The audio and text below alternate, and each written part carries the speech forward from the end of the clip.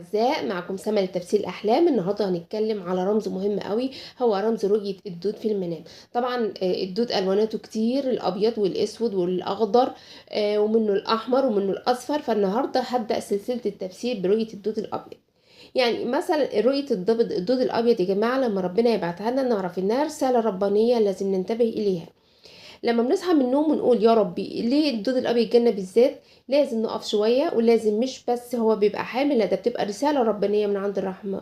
يعني بصي، عارفه ان في علم الطاقه بيقول ان الابيض ده لون النقاء والسلام، مظبوط؟ لا بس مش دايما في الاحلام.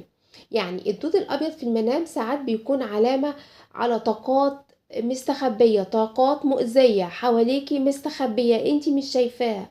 يعني حاجة كده زي ما يكون شخص، مثلا زي ما يكون شخص طيب بس كلامه بيكسرك من جوه، او بيحسسك انك صغيرة، او بيسبب لك ألم من جواكي، ألم نفسي وانتي مش واخدة بالك. يعني ممكن تكون صاحبتك اللي كل شوية تقولك انا بحبك وبخاف عليك، بس اول ما تلاقيها، اول ما تلف في ظهرك تروح تحكي على كل اسرارك. هو ده الدود الابيض اللي بقولك عليه. خدي بالك من الحنية اللي فيها سم. بس استني شوية. لو شفتي الدود الأبيض بيخرج من جسمك، ده الجزء الإيجابي بقى. فده معناه إن في حاجات، في حاجة وحشة كانت جواكي وخرجت الحمد لله. ممكن يكون أذى من طاقات سلبية حواليكي قديمة انتهيتي منها. ممكن انتي لو تابعتي الرقية، لو انتي كنت متابعة رقية، ده بيدل على تخلصك من أذى وطاقات سلبية حواليكي. ده معناها انك انتي مثلا تعبانة وربنا تم شفاكي على الخير. لما نشوف رؤية زي ديت طبعا لازم تكون بشارة، ولازم نفرح.